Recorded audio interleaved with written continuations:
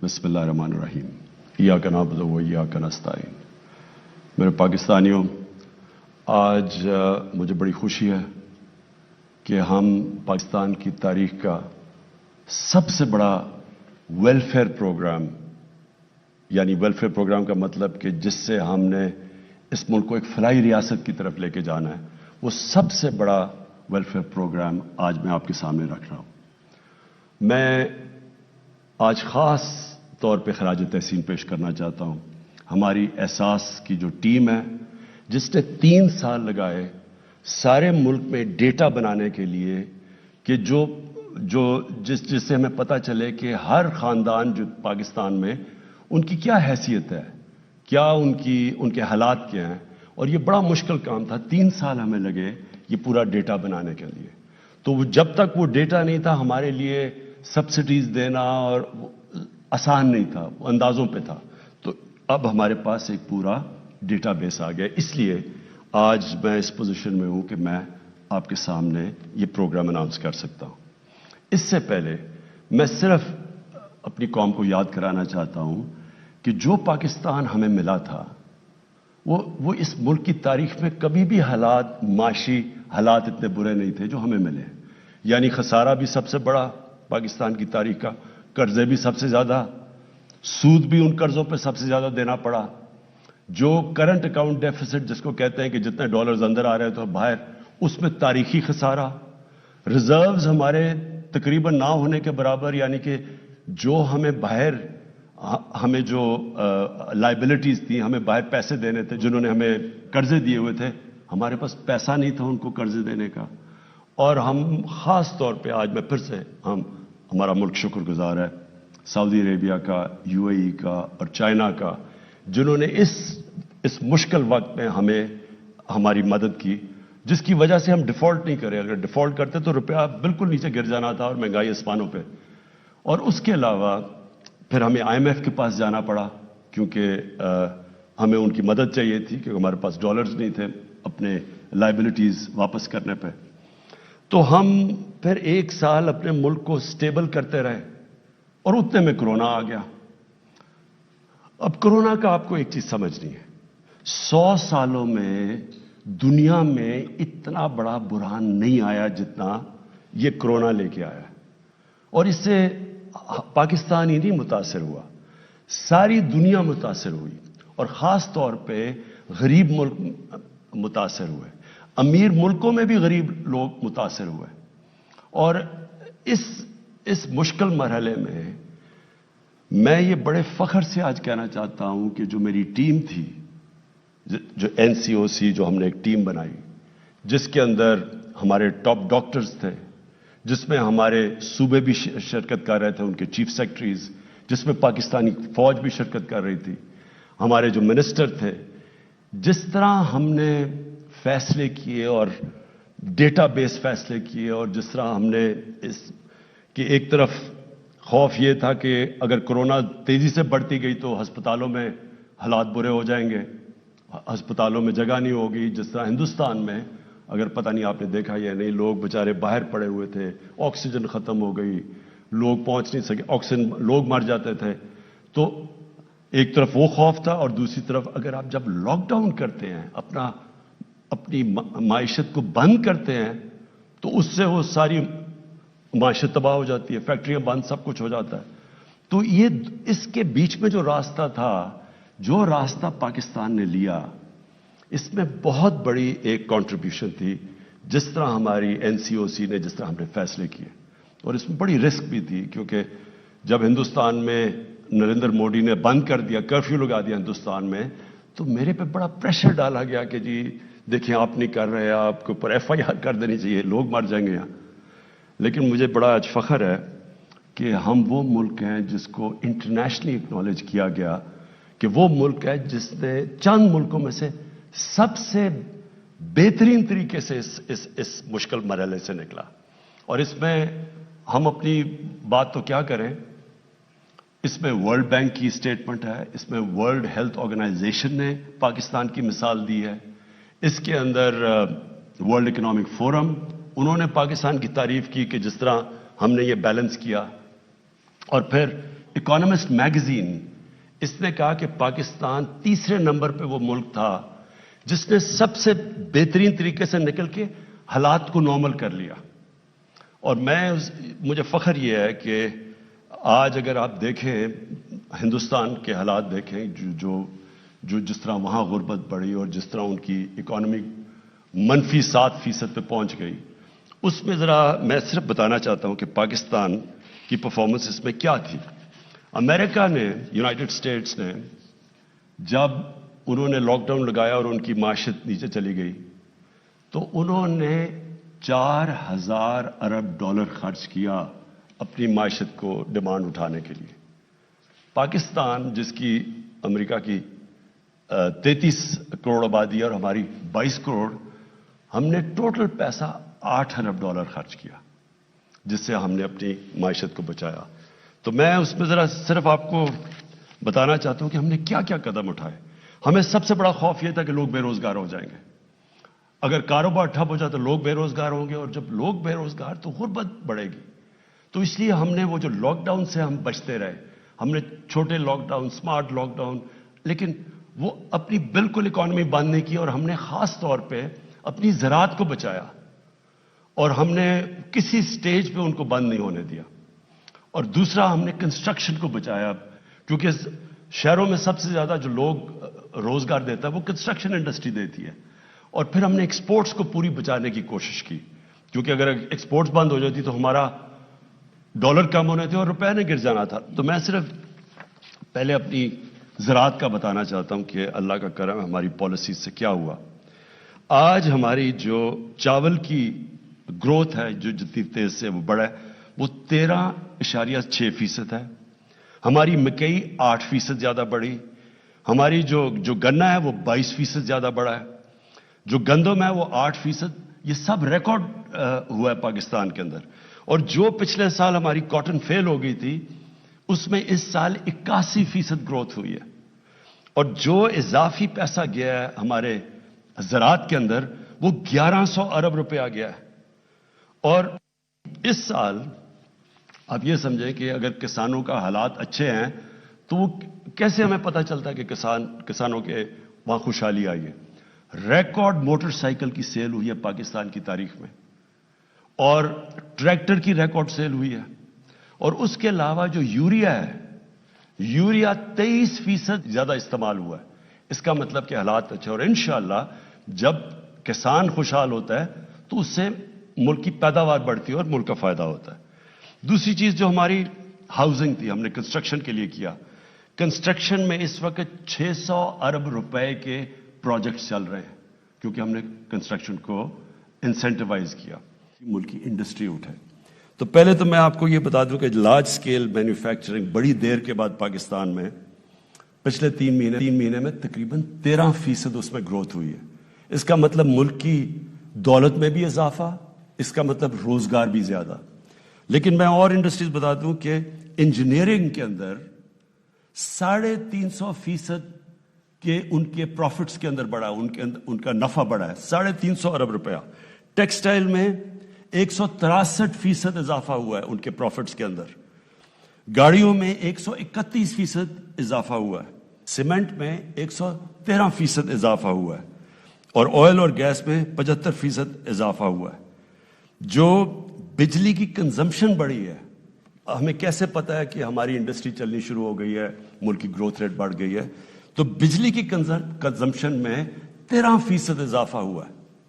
اور جو ہمارا ٹیکس ہے، جو پاکستان کی جو سب سے ہمیں کیوں ہم پھنس جاتے ہیں، ہمارے پاس اتنی آمدنی نہیں ہوتی اپنے خرچے پورے کرنے کے لیے. 37% ہمارا ٹیکس کے اندر اضافہ ہوا ہے. ہمارا جو ٹارگٹ ہے ٹیکس کا، اللہ کا خاص کرم ہے کہ ہم اس ٹارگٹ سے اوپر جا رہے ہیں. یہ بڑا کم ہوا ہے پاکستان میں. تو ہمارے انڈیکیٹرز اللہ کا شکر ہے کہ صحیح راستے پہ چلے گئے. میں صرف ایک اور بڑی خوشخبری سناؤں کہ جو آئی ٹی ہے، جو نوجوانوں کے لیے جو فیوچر ہے پاکستان کا آئی ٹی کا، پچھلے سال 47% اضافہ ہوا آئی ٹی کے اندر، اور اس سال لگ رہا ہے کہ 75% ہماری آئی ٹی کے اندر گروتھ ہو رہی ہے. تو یہ ہمارے یوتھ کے لیے بڑی خوشائن چیز ہے. لیکن اب میں جو ایشو ہے اس کی طرف آنا چاہتا ہوں کہ جو مہنگائی کا مسئلہ ہے، اور مہنگائی کا واقعی مسئلہ ہے. اور میں اپنے جو ہمارے میڈیا میں بھی لوگ بیٹھے ہیں، اپوزیشن کا تو خیر ہمیں پتہ، انہوں نے تو ان کا تو کام ہے اور ہونا بھی چاہیے کہ تنقید کرنا گورنمنٹ پہ. میڈیا کا بھی کام ہے، تنقید کرتے ہیں اور تنقید سے معاشرے کو فائدہ ہوتا ہے، کنسٹرکٹیو کرٹیسزم سے. لیکن میں صرف میڈیا کو چاہتا ہوں کہ تھوڑا بیلنس کریں کہ کیا ہماری گورنمنٹ کی وجہ سے کتنی مہنگائی بڑھی ہے، اور کیونکہ ہم ایک دنیا کا حصہ ہیں، جو دنیا میں جو ہو رہا ہے اس کی وجہ سے ہمیں کتنا نقصان ہوا ہے، ہمارے لوگوں کو کے اوپر کتنا بوجھ پڑا ہے. تو ایک بلومبرگ کموڈٹی انڈیکس ہے، اور میں اپنے جو ہمارے نوجوان ہیں وہ تو اپنے موبائل فون کے اوپر گوگل کر سکتے ہیں، لیکن میں اپنے میڈیا کے لوگوں کو بھی کہنا چاہتا ہوں. اس کے مطابق ایک سال میں 50% اضافہ ہوا ہے کموڈٹی پرائسز میں. پاکستان کے اندر جو انفلیشن ہے، جو مہنگائی ہے، وہ 9% ہے. انٹرنیشنلی بلومبرگ کے انڈیکس کے مطابق 50% اضافہ ہوا ہے. میں اور ملکوں کا بتاؤں، مثلا ترکی ہے، ترکی کے حالات ہمارے سے بہت بہتر تھے. ترکی میں مہنگائی 19% ہے آج ان کی جو کرنسی ہے، ہم کہتے ہیں نا ہمارا روپیہ گرا ہے، ان کا 35% ان کی کرنسی نیچے گری ہے. امریکہ کے اندر 2008 امریکہ اور یورپ کے اندر 2008 کے بعد سب سے زیادہ مہنگائی ہوئی ہے.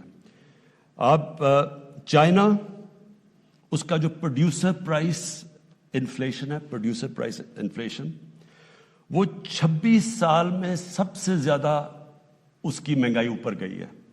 اور جرمنی میں 50 سال کے بعد سب سے زیادہ مہنگائی ہوئی ہے جرمنی کے اندر. گیس کے اوپر آ جائیں، کیونکہ ابھی سردیاں آ رہی ہیں اور ہمیں گیس کا مسئلہ آنے والا ہے. گیس پہ آ جائیں. امریکہ کے اندر 116% تک نیچرل گیس کے اندر قیمتیں بڑھی ہیں. یورپ میں 300% تک گیس کی قیمتیں بڑھی ہیں. اور پاکستان میں جو آپ کے گھروں میں گیس جا رہی ہے، اس کی کوئی قیمت نہیں بڑھی. قیمت تو بڑھ رہی ہے وہ جو ہم باہر سے گیس امپورٹ کر رہے ہیں. اب اس کا میں پھر سے کہتا ہوں کہ ہم اس کا کیا کریں؟ جو انفلیشن باہر سے آ رہی ہے، اگر تو اللہ کرے کہ ہمارے ملک میں یہ ساری چیزیں ہوں تو ہم اور قیمتیں نیچے لے جائیں. لیکن باہر سے بھی جو آ رہی ہیں چیزیں، اس میں ذرا ایک چیز یاد رکھیں کہ جو فریٹ ہے، جو سمندر سے جو کشتیوں میں سامان آتا ہے پاکستان میں، 350% فریٹ کے اندر اضافہ ہوا ہے. اس میں اب پاکستان کیا کر سکتا ہے؟ پھر تیل پہ آ جائیں. اصل میں جب تیل مہنگا ہوتا ہے تو ساری چیزیں مہنگی ہو جاتی ہیں. اب تیل پچھلے 3-4 مہینے میں تیل کی قیمت 100% بڑھ گئی ہے. یعنی تیل تھا $42 کا، آج وہ پہنچ گیا $85 کے اوپر. ہمارے ملک میں کتنی بڑی ہے تیل کی قیمت؟ 33%. انٹرنیشنلی 100% بڑی ہے. اب ذرا یہ بھی ذرا دیکھ لیں کہ ہمارے جو ساتھ ساتھ ملک ہیں جن کی جدھر بلکہ غربت ہمارے سے بھی زیادہ ہے، بنگلہ دیش اور ہندوستان میں، آج ہندوستان کے اندر تیل کی قیمت ہے $250 لیٹر. بنگلہ دیش میں تیل کی قیمت ہے $200 لیٹر. پاکستان میں تیل کی قیمت ہے $138 لیٹر. یہ کیوں کم ہے؟ کیونکہ ہم نے جو لیویز لگتی ہیں، یعنی جو ٹیکس لگتا ہے، وہ سارے ہم نے کم کرتے گئے تاکہ لوگوں کے اوپر بوجھ نہ پڑے. اگر ہم جس طرح انٹرنیشنل قیمتوں میں اضافہ تھا اسی طرح ہم کرتے، یا جو پچھلی گورنمنٹ نے ٹیکسز لگائے ہوئے تھے، تو آج ہمیں 450 ارب مزید اس گورنمنٹ کو فائدہ ہونا تھا. وہ ہم نے اپنے پیٹ کاٹ کے، تو اس لیے تاکہ لوگوں کے اوپر بوجھ نہ پڑے. تو جب آپ کہتے ہیں جی پٹرول مہنگا ہو گیا، اس وقت پاکستان سب سے، سوائے وہ ملک جن ملکوں کے اندر تیل نکلتا ہے، سوائے ان ملکوں کے جو امپورٹ کرتے ہیں، پاکستان ان میں سے سب سے سستا ملک ہے پیٹرول میں. لیکن میں آج آپ کو کہہ رہا ہوں کہ ہمیں پٹرول بڑھانا پڑے گا، کیونکہ ہم اگر پٹرول نہیں بڑھاتے تو ہمارا خسارہ بڑھتا جا رہا ہے. اور خسارہ آگے بوجھ پڑا ہوا ہے ہمارے قرضوں کے اوپر جن کا سود دینا پڑتا ہے. تو ہمیں تھوڑا پٹرول کی قیمت بڑھانی پڑے گی، میں آج آپ کو کہہ رہا ہوں. لیکن ابھی بھی ہندوستان سے ذرا صرف مقابلہ کر لیں کہ $250 لیٹر آج ہندوستان میں پٹرول بک رہا ہے اور بنگلہ دیش میں $200 لیٹر. تو آپ ذرا خود ہی مقابلہ کر لیں کہ پاکستان میں آج 138 रुपए का बिक रहा है। अब आटे के ऊपर आ जाए। आज अगर आप दुनिया की एवरेज निकालते हैं कि दुनिया में एवरेज पे आटा कितने का बिक रहा है, तो आपको हैरत होगी ये सुन के कि पाकिस्तान में उससे आधी कीमत पे आटा बिक रहा है। आज अगर हिंदुस्तान और बांग्लादेश से आप मुकाबला करते हैं तो हिंदुस्तान में 83 रुपए केजी पे आटा बिक रहा है और वो बांग्लादेश में भी 83 रुपए, पाकिस्तान में 60 रुपए केजी आटा बिक रहा है। मैं ये आपको इसलिए बताना चाहता हूं कि आप ये समझ जाएं कि हाँ महंगाई है, लेकिन गवर्नमेंट की तरफ भी देखें कि हम अपनी पूरी कोशिश कर रहे हैं कि आपके ऊपर बोझ ना पड़े। अब दाल मूंग ये आम आदमी खाता है, इसमें भी देख लें कि हमारे से फिर से ज्यादा गुर्बत है हिंदुस्तान में और बांग्लादेश में। हिंदुस्तान में बिक रही है 338 रुपए की केजी दाल मूंग, बांग्लादेश में 334 रुपए की और पाकिस्तान में 162 रुपए की बिक रही है। लेकिन मैं ये सिर्फ इसलिए आपको बताया कि आप समझ जाएं कि हमारी किधर मजबूरी है। दाल हमें ज्यादातर इंपोर्ट करनी पड़ती है, तेल बाहर से मंगवाना पड़ता है, घी की कीमत तकरीबन दुगनी हो गई है। जो पाम ऑयल है वो तकरीबन बाहर दुगना हो गया, वो हमें बाहर से लाना पड़ता है। तो उसमें हम क्या करें, यानी तो इसके लिए हमने फैसला किया, ये जो अब प्रोग्राम आपके सामने रखने लगा हूं, इस सब चीज को देखते हुए हमने एक आपके सामने प्रोग्राम लाए ताकि आपके ऊपर बोझ ना पड़े और कम से कम बोझ पड़े। बोझ तो खैर पड़ा हुआ है, वो दुनिया का मसला बना हुआ है। और मैं ये भी समझता हूं कि ये इंशाल्लाह ये सर्दियों के बाद ये दुनिया में ये जो सप्लाई अफेक्ट हुआ है कोरोना की वजह से, ये ठीक होना शुरू होगा, कीमतें नीचे भी आ जाएंगी। लेकिन हम आपके सामने एक पैकेज लेके आ रहे हैं और वो पैकेज है 2 करोड़ खानदानों के लिए और वो अफेक्ट करेगा तकरीबन 13 करोड़ पाकिस्तानियों को। और ये पैकेज है 120 अरब रुपए का जो फेडरल और प्रोविंशियल गवर्नमेंट मिलके दे रही है। इसमें हम 3 खाने पीने की जो सबसे ज्यादा जरूरी चीजें हैं, घी, आटा और दाल, इसमें आप दुकान में जाके इस पे 30% आपको डिस्काउंट मिलेगा। हम 30% सब्सिडी दे रहे हैं गवर्नमेंट, और ये 120 अरब रुपए की सब्सिडी है और ये इंशाल्लाह अगले 6 महीने तक है, ताकि ये जब मुश्किल वक्त निकल जाए तो इसमें आपको 30% आपको इसमें बचत होगी जब आप जाके ये 3 चीज़ें खरीदेंगे।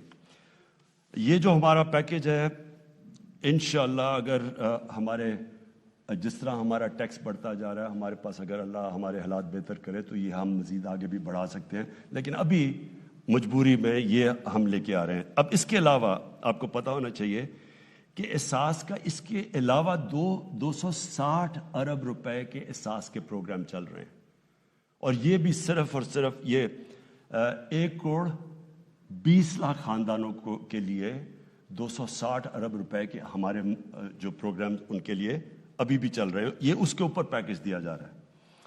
इसके बाद जो दूसरी चीज़ हम लेके आ रहे हैं वो भी एक पाकिस्तान की तारीख में एक पहली दफ़ा इतना बड़ा प्रोग्राम है, कामयाब पाकिस्तान। कामयाब पाकिस्तान के अंदर हम क्या कर रहे हैं, हमने 1400 अरब रुपए की फंडिंग रखी है इसमें। 1400 अरब रुपए कभी पाकिस्तान की तारीख में अपने कमज़ोर तबके, और कमज़ोर तबके का मतलब ये है 40 लाख ख़ानदानों के लिए हम लेके आ रहे हैं। 40 लाख ख़ानदानों के लिए हमने ये एक सूद के बगैर कर्ज़ों का प्रोग्राम लेके आ रहे हैं, ताकि सूद उन लोगों को हम ऊपर उठा सकें। तो उसके अंदर सबसे पहले घर बनाने के लिए सूद के बगैर आपको कर्जे दिए जाएंगे। ये जो 40 लाख ख़ानदान है, आप अपना घर बना सकेंगे सूद के बगैर कर्जे लेके। फिर अगर किसान है तो उसको 5 लाख का कर्जा मिलेगा सूद के बगैर, अपना वो जो भी अपनी ज़मीन पर इन्वेस्ट कर सके। शहरों के अंदर कारोबार चलने के लिए आपको कर्जा दिया जाएगा सूद के बगैर 5 लाख का। फिर एक खानदान में एक फर्द के लिए स्किल ट्रेनिंग करवाई जाएगी, ताकि उसको कोई हुनर सीखे, ताकि वो अपने पैर पे खड़ा हो सके, अपने सारे खानदान की भी मदद कर सके। इसके साथ कनेक्टेड है कामयाब जवान प्रोग्राम। हमारा जो कामयाब जवान प्रोग्राम है उसमें अब तक हम कर्जे दे रहे हैं 22,000 नई छोटी छोटी बिजनेस के लिए हमने कर्जे दिए, जिसके अंदर 30 अरब रुपया हम दे चुके हैं। 30 अरब रुपया ये 22,000 بزنس کے لیے، ساتھ ساتھ 2 لاکھ لوگوں کو سکلز ایجوکیشن بھی دے رہے ہیں، یعنی ہنر بھی سکھا رہے ہیں۔ اور اس کے ساتھ بھی کنیکٹڈ ہے پاکستان کی تاریخ کا سب سے بڑا اسکالرشپ پروگرام، اور یہ اس لیے امپورٹنٹ ہے کہ یہ اگر کوئی چیز بھی ہمارے نچلے طبقے کو، کمزور طبقے کو اٹھا سکتا ہے وہ ہے تعلیم، اور اس کے لیے کبھی اتنا بڑا پاکستان میں پروگرام نہیں ہے۔ 60 لاکھ اسکالرشپس اور اسکول اسٹائپنڈس یہ ہم دے رہے ہیں، اور اس میں ہم 47 ارب روپیہ ہم خرچ کر رہے ہیں اس کے اوپر، اس بڑے پروگرام میں، جس میں صوبے بھی شامل ہیں۔ یہ ٹوٹل پروگرام کی میں بات کر رہا ہوں جس میں ہائر ایجوکیشن، صوبے، ہم سب مل کے کر رہے ہیں۔ 60 لاکھ اسکالرشپس اور اسکول اسٹائپنڈس، یہ کبھی اس ملک کی تاریخ میں کبھی کسی گورنمنٹ نے نہیں دیا۔ اور آخر میں ہیلتھ کارڈ، میری شروع سے کوشش یہ تھی کہ اس ملک کے اندر جو سب سے ایک مشکل وقت ایک خاندان کے اوپر آتا ہے کہ اگر گھر میں بیماری ہو جائے اور ان کے پاس پیسہ نہ ہو علاج کروانے کے لیے، اسی لیے شوکت خانم بنا تھا۔ وہی کینسر کے علاج اتنا مہنگا تھا، جب میں نے دیکھا کہ ہمارے لیے اتنا مشکل تھا، اللہ نے ہمیں حیثیت دی تھی، تو جن کے پاس کچھ نہیں تھا وہ کیا کریں اگر ان کے گھر میں بیماری ہو، تو اس لیے وہ سوچا تھا۔ تو میں نے تب بھی سوچا تھا کہ ایک دن اللہ نے مجھے موقع دیا تو ہر پاکستان کے خاندان کو میں ایک ہیلتھ انشورنس دلواؤں گا، اور مقصد اس کا یہ ہوگا کہ ہر خاندان میں اگر کبھی بھی بیماری ہو تو ان کے پاس پیسے ہوں اور وہ جا کے کسی بھی ہاسپٹل پہ اپنا علاج کروا سکیں۔ تو یہ جو ہمارا پروگرام ہے یہ پوری طرح اس وقت پختونخوا کے اندر شروع ہو گیا ہے۔ سارے پختونخوا کے خاندان اس وقت ان کے پاس ہیلتھ انشورنس ہے، اور وہ کسی گورنمنٹ ہاسپٹل میں 10 لاکھ روپے تک اپنا علاج کروا سکتے ہیں۔ اب یہ اسلام آباد کی ساری ایریا میں بھی شروع کر رہے ہیں ہم، اور تقریباً ہم کر چکیں گے اس 1-2 مہینے میں۔ اس کے بعد یہ پنجاب میں شروع ہو رہا ہے دسمبر کے آخر میں۔ مارچ تک سارے پنجاب کے خاندانوں کے پاس ہیلتھ کارڈ آ جائے گا، کسی بھی ہسپتال میں جا کے 7 سے 10 لاکھ روپے تک اپنا مفت علاج کروا سکیں گے۔ اور یہ جتنے بھی آزاد کشمیر جدھر ہماری گورنمنٹس ہیں، یہ پروونشل گورنمنٹس کر رہی ہیں۔ گلگت بلتستان میں کر رہی ہے، میں نے جو ہماری کولیشن گورنمنٹ ہے بلوچستان میں نے کل چیف منسٹر سے بات کی کہ وہ بھی وہاں سے شروع کریں اپنا پروگرام، اور انشاءاللہ مارچ تک ہمارے جتنے سندھ، کیونکہ ان کی اپنی گورنمنٹ ہے، میں تو ان کو بھی کہوں گا سندھ کو کہ وہ شروع کریں یہ پروگرام، کیونکہ اس سے بڑی نعمت ایک عام شہری کے لیے نہیں ہو سکتی، اور خاص طور پہ جو کمزور طبقہ ہوتا ہے۔ میں اپنے انڈسٹریلسٹ اور جو کنسٹرکشن انڈسٹری میں جتنے بڑے بڑے ہمارے سیٹ ہیں، میں آپ سب کو آج اپیل کرتا ہوں کہ جب آپ کا اتنا زیادہ نفع بن رہا ہے تو اس کے اندر ان کو شامل کریں، جو مزدور ہیں، جو آج کل کی مہنگائی میں مشکل میں ہیں، ان کی ضرور آپ تنخواہیں بڑھائیں۔